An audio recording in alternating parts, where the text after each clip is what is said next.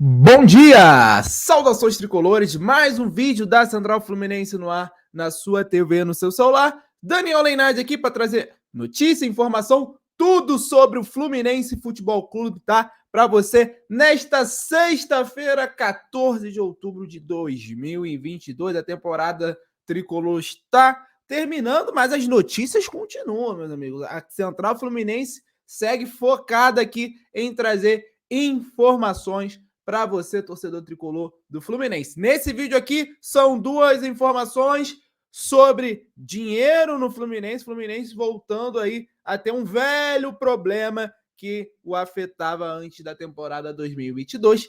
E nessa segunda notícia, uma informação importante, reveladora do presidente do Botafogo sobre o Mário Bittencourt.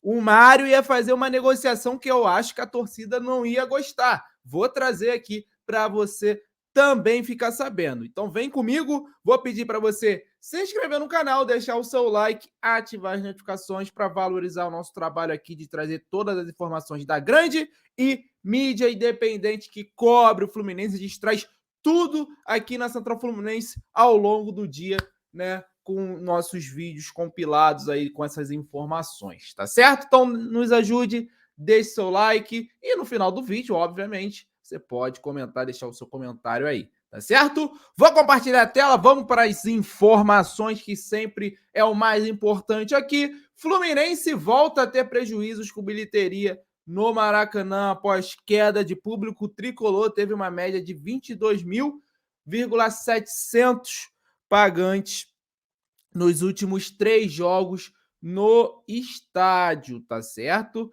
O Netflu traz aqui essa informação do GE, né, clipado, né, replicado aí no site da Netflu. Com a queda de público nos últimos jogos do Fluminense, o clube voltou a ter prejuízos com bilheteria no estádio. Nos últimos 3 duelos como mandantes contra Fortaleza, Juventude e América, o Fluminense teve uma média de 22 mil pagantes, acumulando um déficit aí de mais de 700 mil reais, né? Antes da queda de rendimento, o Fluminense chegou a ter uma média de público de 45 mil pagantes e 8 jogos entre junho e agosto, quando ainda estava na Copa do Brasil e brigando pelo título brasileiro. Nesse período, o clube teve um lucro de quase 4 milhões de reais. Aí a tabelinha, tá? Para vocês olharem aí, jogo contra o Cruzeiro, contra o Corinthians, enfim, pela Copa do Brasil, jogo contra o Corinthians pelo Brasileiro também. O Fluminense estava numa crescente boa de público aí, né? Infelizmente, com a má fase, o torcedor também acabou se afastando mais, né?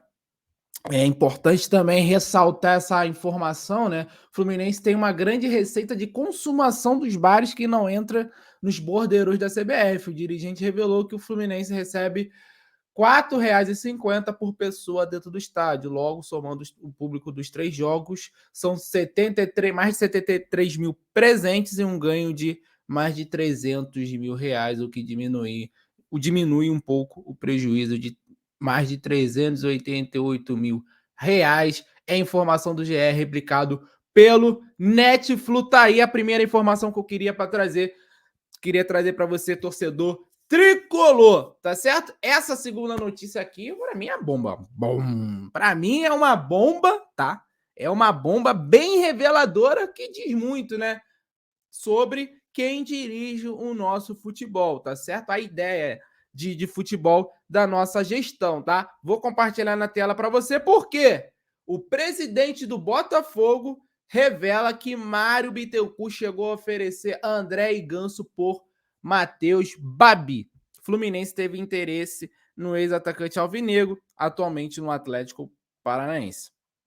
André, hoje unanimidade, traz aí o Netflu, por pouco não foi negociado com o Botafogo. No ano passado, ainda sem espaço, só permaneceu no tricolor após a grave lesão de Hudson.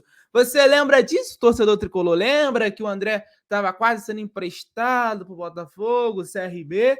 Na verdade, quase o Fluminense negociou o André em definitivo, tá? O presidente do Césio revelou que o volante chegou a ser oferecido como moeda de troca pelo atacante Matheus Babi, que acabou indo para o Atlético Paranaense. De acordo com ele, Mário Bittencourt, mandatário do Flu, também ofereceu Ganso Em entrevista ao canal Resenha com TF, que é o Thiago Franklin, né, um dos maiores youtubers aí que cobre o Botafogo, ele contou os bastidores. Vou abrir aspas, esse texto aqui, ó, é a aspas do César, ó. Quase. O André foi pro Botafogo. O Mário queria muito o Babi, que foi pro Atlético. Eu quase fechei. Ele não tinha dinheiro, o Atlético veio com dinheiro. Ele ofereceu alguns jogadores. Ofereceu o Ganso, que na época era reserva. Eu falei, Ganso eu não quero, porque eu não posso pagar. E ele começou a oferecer jogadores. Ofereceu o André. Eu falei com o Eduardo Freeland, ex-diretor executivo do Botafogo. Esse jogador é bom, me agrada. Até então tinha oferecido só tranqueira. Aí eu voltei dizendo que gostava da opção do André, mas aí o Hudson machucou e ele ficou. A negociação do André seria com o Babi. O Hudson machucou, ele entrou bem e ficou. Seria uma negociação para ele vir por 2 temporadas, mas sem venda fixada. E a gente teria uma taxa de vitrine de 20%, né? Que absurdo! Cara, que coisa inacreditável. Se hoje a gente tem o André, que é um fenômeno na posição dele, do jeito que a gente conhece, é por conta do Fluminense não ter tido dinheiro, né?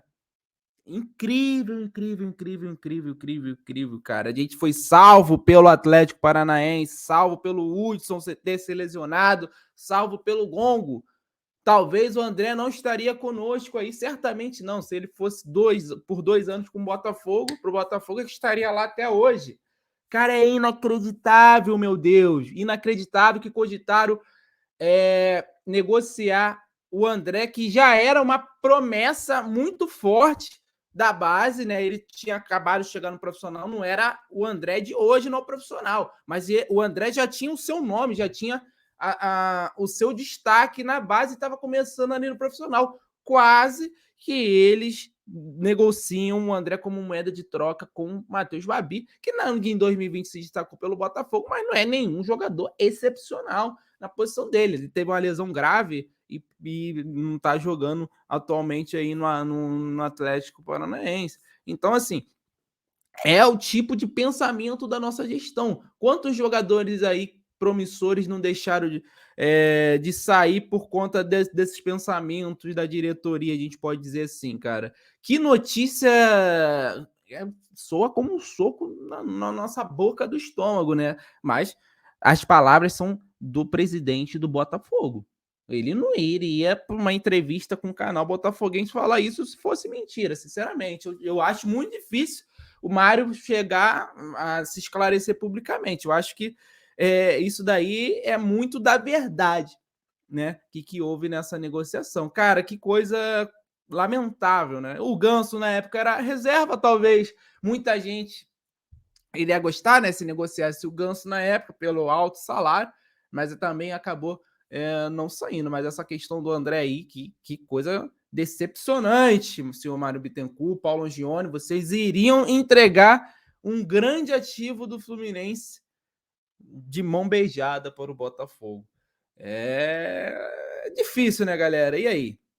André quase foi jogador do Botafogo como moeda de troca por Matheus Babi. E o tempo mostrou, né, que o André é muito mais jogador que o Matheus Babi. O Matheus Babi teve essa lesão grave, né? Não teve tempo aí para mostrar o seu bom futebol que ele desempenhou em 2020, mas não é nenhum atacante de outro mundo. Então, eram as notícias que eu queria trazer. Fluminense tendo prejuízo novamente com bilheteria em jogos no Maracanã e André quase foi para o Botafogo como moeda de troca por Matheus Babi. Deixe o seu comentário. Lamentável, na minha opinião, lamentável a gente ficar sabendo disso e a diretoria ter cogitado, né? Ter cogitado fazer isso em desespero por Matheus Babi, que não era nem um grande jogador, perder um ativo, esse fenômeno que é o André hoje em dia, né? No futebol brasileiro. Se inscreva no canal, deixe seu like, ative as notificações e deixe seu comentário sobre isso. André como moeda de troca? Quase que o Mário Bittencourt fez isso. E aí, meus amigos, qual é a opinião de vocês? Deixe aí, tá certo? Central Fluminense volta a qualquer momento para trazer mais informações, beleza? Um abraço, saudações tricolores. Valeu!